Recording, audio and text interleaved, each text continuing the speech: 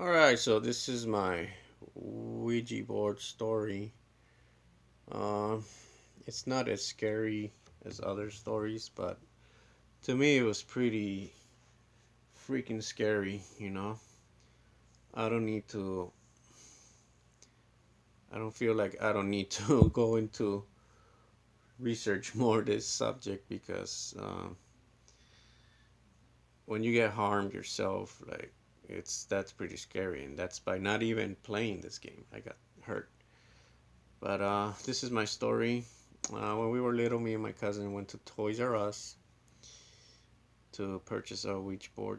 So this is us, and there was two kids ahead of us buying also a Ouija board, a Ouija, and the teller there told us and them not to buy the Ouija boards because she played with one, and according to her the tires on her car exploded, and she had like a fire in her apartment or something. And I was like, what? And my cousin told me, she's just trying to scare us. And this kid bought the Ouija board. There were two kids. One had a cap, I remember. And so then we moved on. And this is the interesting thing that happened on the way. My cousin, another cousin, he was riding the bike, and I was on the pegs in the back of the bike, holding the Ouija board, holding on to my cousin. And then a block away from the house before we get home, somehow, some way, my foot went inside the wheel, and it got tangled up with the wheel. It was so bad. It was blood. It was skin scraping, with the metal twisted with my foot, and it hurt a lot. And my foot got swollen, and I was the one carrying the Ouija.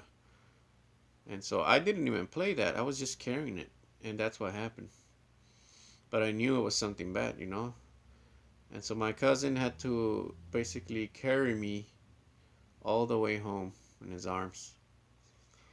Um, then one night, my aunt asked, "Where are the kids?" There was two male cousins and one female. And I told her, "Well, they're playing the Ouija board, the Ouija in the back by the garage." And she's like, "I'm gonna go kick their ass or whatever." And the story, according to my cousins, they said that when they were playing, my cousin, the one that carried me, he was like in a trance, and my aunt kept calling like his name, and he wouldn't respond, and so she slapped him, but it took like a couple of seconds for him to realize that he had got slapped. Like he was in a trance, and then he's like, "Hey, what'd you slap me for?" But all late about it. Like he got slapped and he didn't even feel the slap till way later. And so then the next day he beat me up because I basically snitched on them. He punched me in the face, I remember. But he was always kicking my ass. That's how we were when we were little.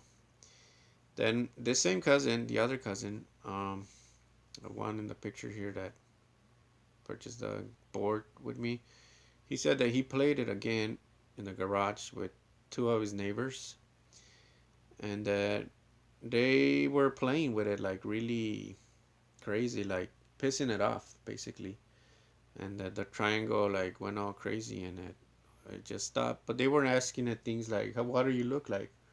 And supposedly he said that he was on top of the plastic eye thing, on top of the board, and that he looked like a gnome, like a small, I guess, gnome, like those small people. And that's what he described himself as, being a short, evil person, I guess. And it's interesting because in this home, this is where I saw the witch. This is where I saw the two evil entities. This is where a little girl died. shooting herself. This is where one of my cousins, his girlfriend saw a little girl, and it is very dark basement down there. This is where one of my relatives also died. I won't say how, but it happened in a tragic way. And this is where they found a picture of a witch. Basically, committed suicide by stabbing herself in the form like of a cross. And this is where I heard voices when I was little, when I was playing with my toys.